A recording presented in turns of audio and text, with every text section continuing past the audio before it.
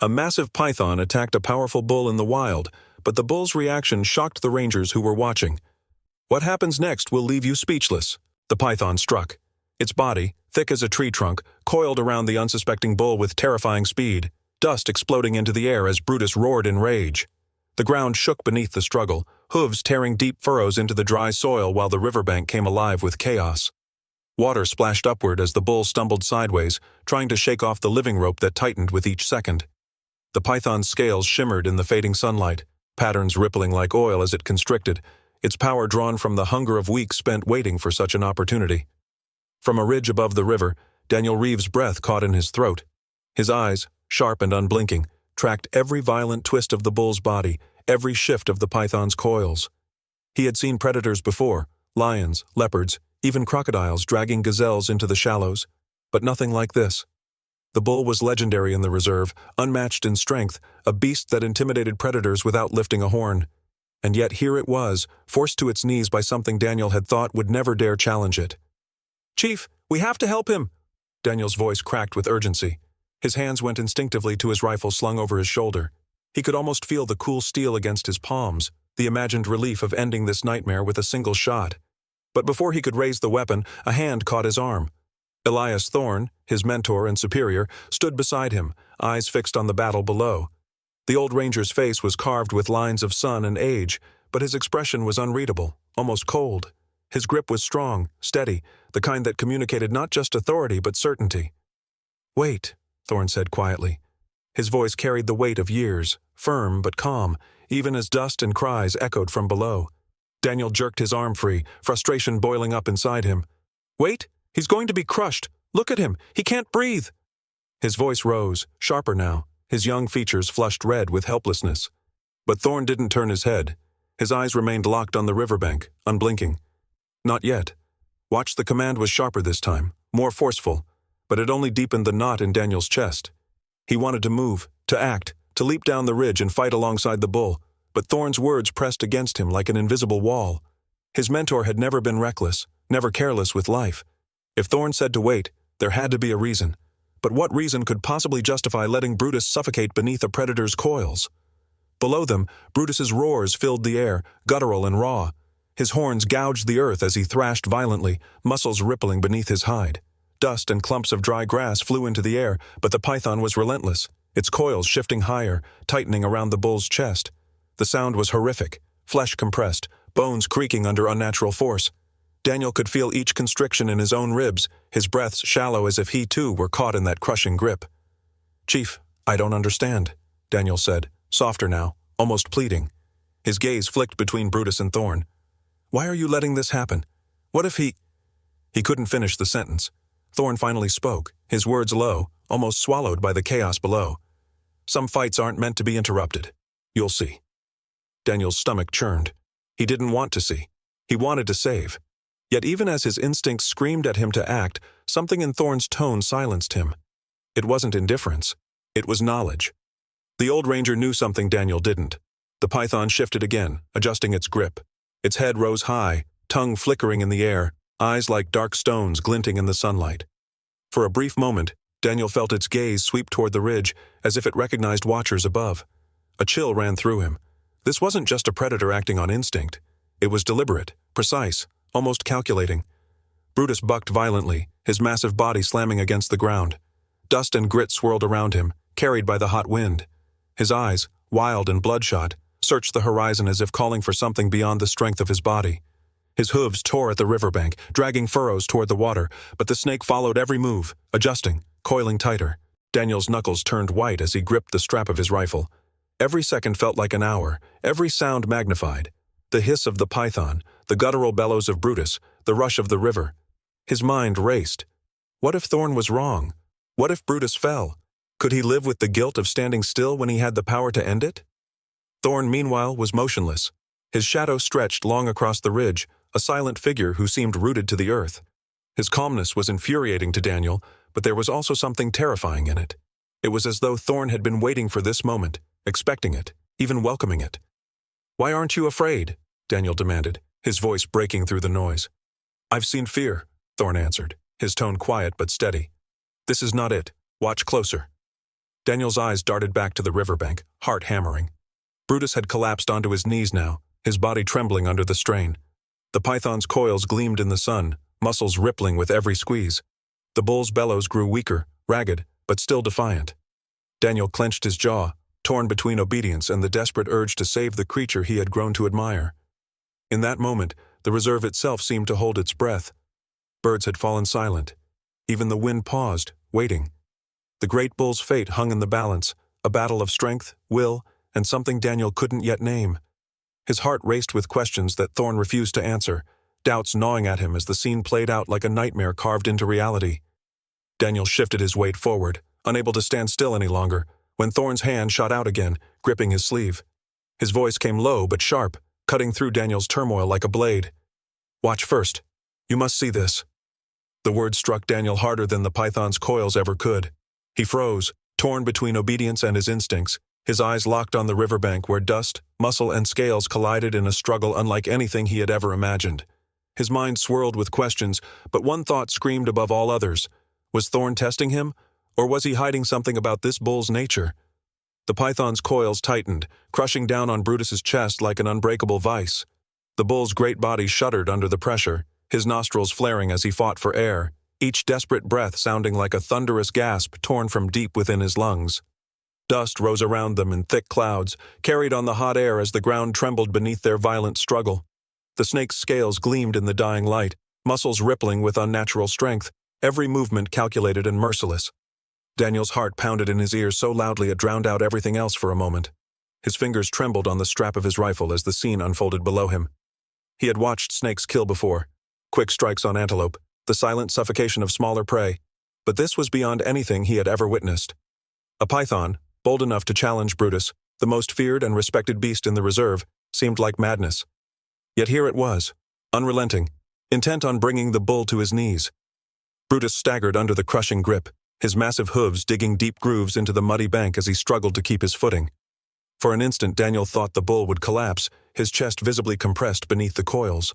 But then, with a sudden surge of raw strength, Brutus lowered his horns and drove his weight sideways. The motion was explosive, the kind of desperate maneuver born of instinct and will. His shoulder slammed the snake's midsection against a jagged rock, and the crack of impact echoed across the water. The python's hiss tore through the air, so loud and sharp it startled even the birds from the nearby reeds. Yet the snake refused to release its grip.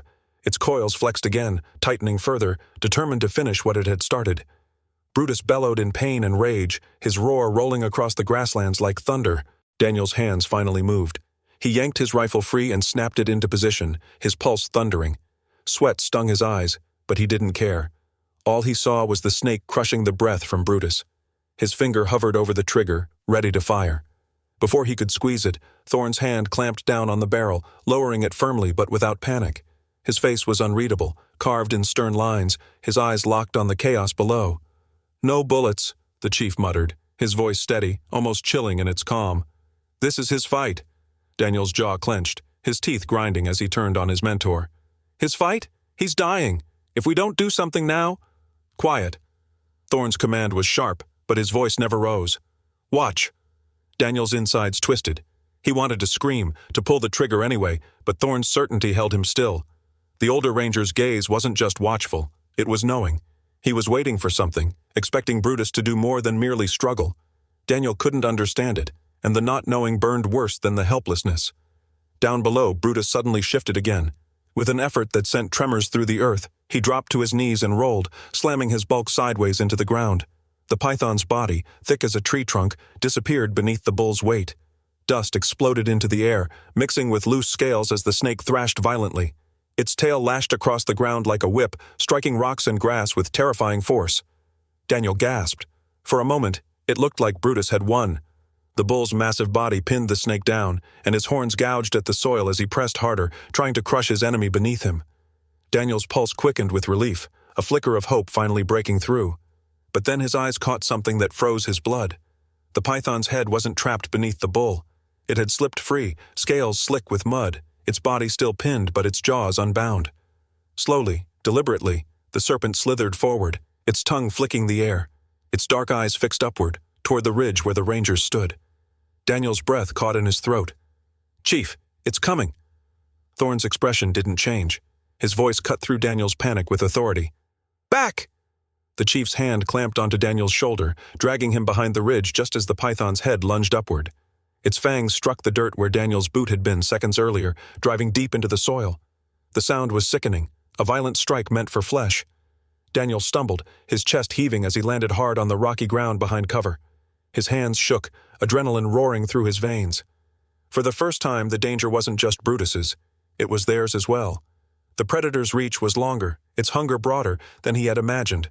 His wide eyes snapped to Thorne. The old ranger stood tall, calm even in the face of near death, his breathing steady. His gaze drifted back to the bull and snake, as if the attempted strike at them had only confirmed something he already suspected. Daniel's voice came out hoarse, almost incredulous. You knew it would come for us too." Thorne didn't answer immediately. His silence was heavy, more unsettling than any words. Finally, without looking away from the battle below, he said, "It's testing. Both him and us." Daniel shivered. Testing? The thought chilled him. He wanted to believe this was just an animal fight, raw instinct against raw instinct. But Thorne's words carried an edge that suggested otherwise, as if there was more at stake than he yet understood. Brutus roared again, a deep, guttural sound that shook the very air. His eyes blazed with fury as he shifted, pressing harder on the python's body. The serpent writhed beneath him, its tail carving arcs through the dirt, desperate to free itself. Dust swirled thick, obscuring the scene, but through it Daniel could see enough. The bull's strength was monstrous, his determination unyielding. And yet, the python still lived, still fought, its head free and dangerous. Daniel's pulse raced faster. The fight wasn't over, not by a long stretch. Shock coursed through him, not just at the ferocity of the struggle, but at Thorne's composure.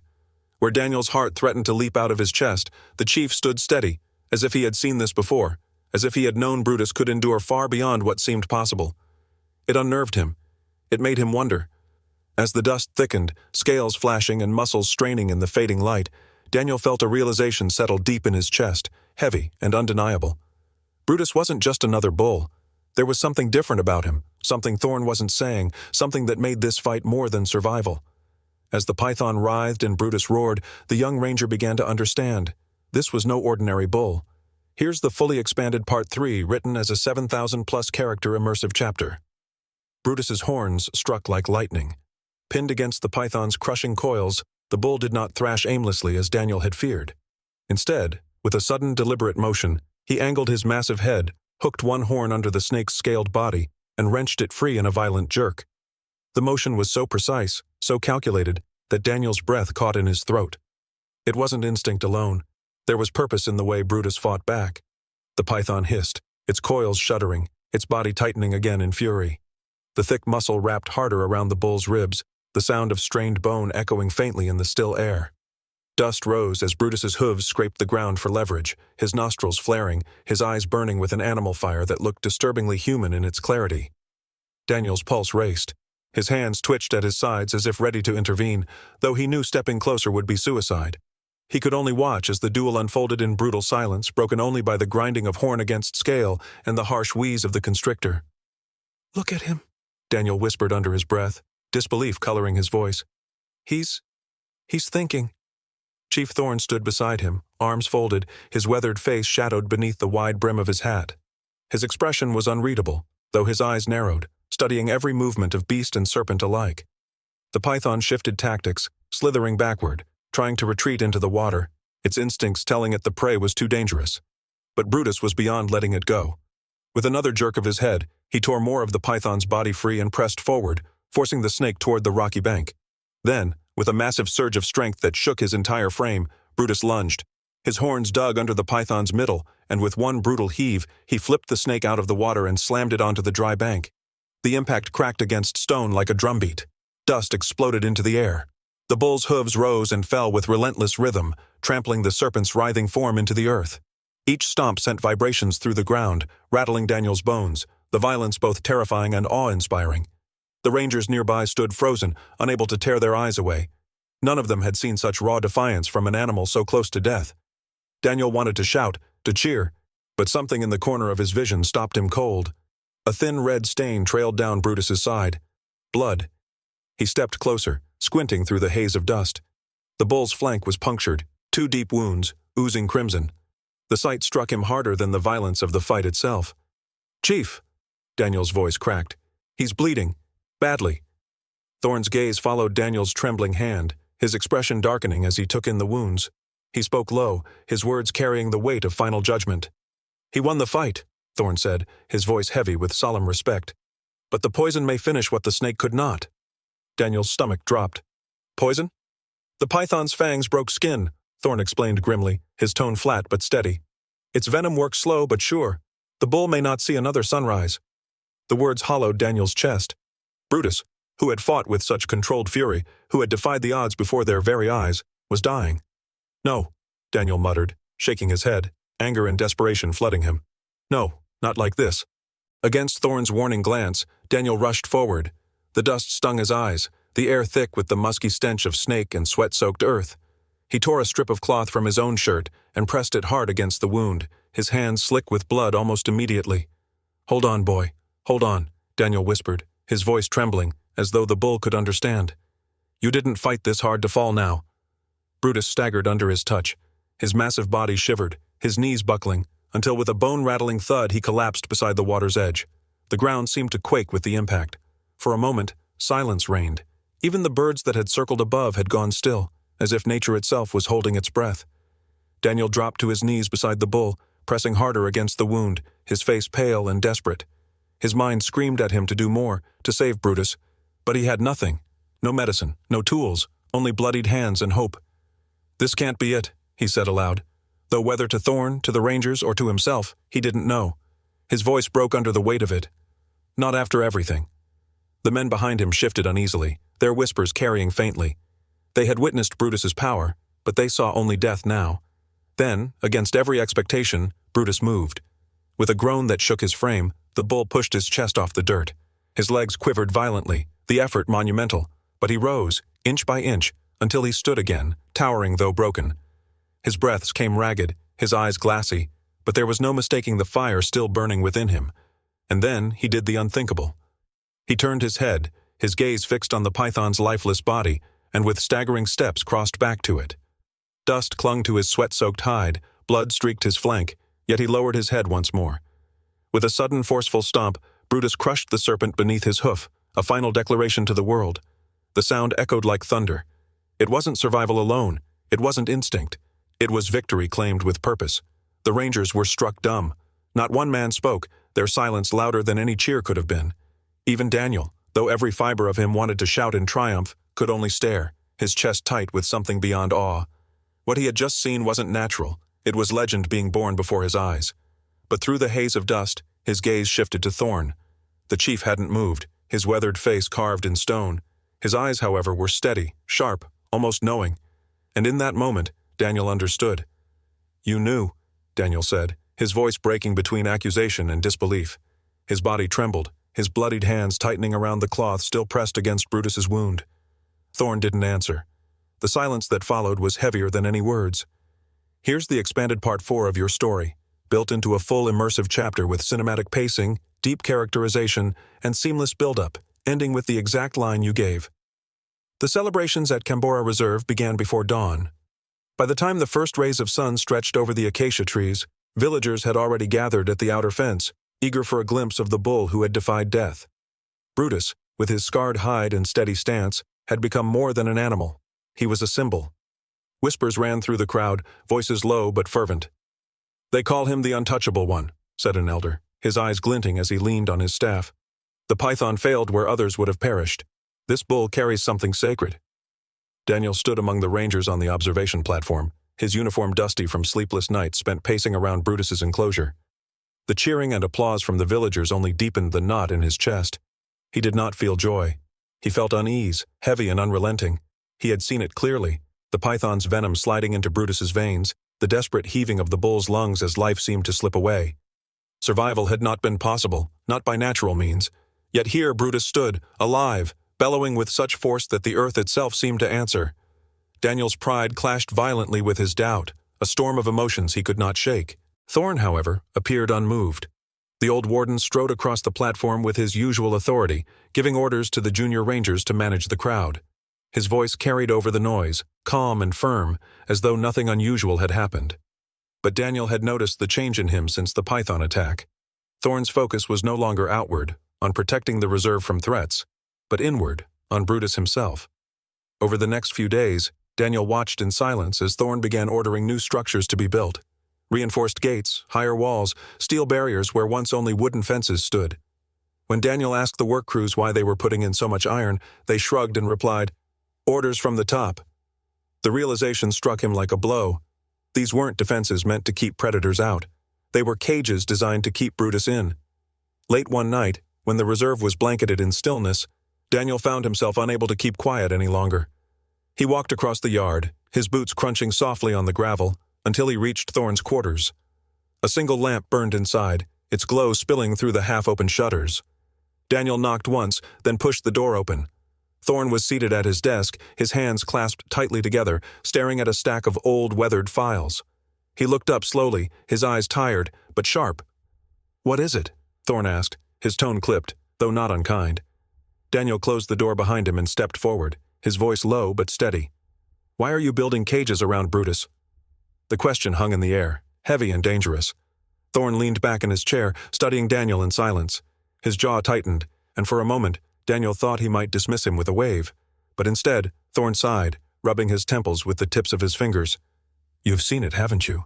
Thorn said at last. "The way he survived what no bull should have. That wasn't chance. It wasn't strength born of the wild. It was something else." Daniel's heart pounded. "What are you saying?"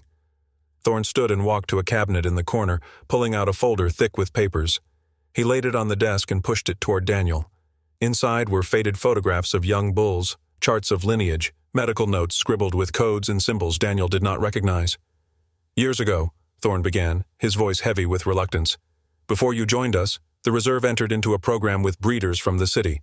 They claimed it was for conservation, to preserve strong bloodlines. But it was more than that. They tampered with nature itself. Brutus is not like the others. His body heals faster, his instincts sharper. He was bred for endurance, for survival beyond normal limits." Daniel flipped through the documents with trembling fingers. The truth stared back at him in black ink. Brutus's birth was no miracle. It was calculated. Thorn's eyes hardened as he continued. "That python didn't choose him by accident. Predators sense strength, difference. Brutus carries what we have tried to bury. His survival will draw attention, questions. If people learn the truth, the reserve's reputation will collapse. Years of work will be destroyed." Daniel's throat went dry. "So you mean to cage him? Treat him like a danger rather than a creature worth protecting?" Thorn's face darkened. "I mean to contain what we should never have created. Brutus is more than an animal. He's proof of man's interference. If word spreads, he won't live out his days in the wild. He'll be taken, studied, torn apart in laboratories. I will not let that happen." The words struck Daniel like a blade. Thorn's logic was cold, but not without truth. He thought of the villagers outside, their voices calling Brutus the untouchable one. To them, the bull was a miracle, a blessing. But to the world beyond, he would be a subject, a specimen. Daniel's chest tightened as he stared at the folder. His mind spun with questions, with anger, with fear. "So you want me to stay silent? To protect your secret?" Thorn's gaze softened, just slightly. "I want you to protect Brutus. Silence is the only way." Daniel left the room with the folder heavy in his arms, though heavier still was the choice weighing on him. For days afterward, he carried his unease like a shadow. At night, he stood by Brutus's pen, listening to the bull's labored breathing, watching the scar on his side twitch as though remembering the serpent's grip. Pride filled him when Brutus raised his head high, but dread coiled in his gut when he remembered Thorn's words. A week later, the reserve opened its gates to visitors. Word had spread beyond villages. Journalists, photographers, even foreign officials arrived, all eager to witness the bull who had defied death. The air buzzed with excitement as crowds gathered, cameras flashing, voices murmuring in awe. Brutus emerged from his enclosure, his hide scarred, his stance unbroken. Disclaimer: the story you just watched is fictional. It explores the themes of animal behavior, survival instincts, and the surprising strength found in nature. This narrative aims to highlight the extraordinary resilience of wildlife and the unexpected ways that animals can defend themselves.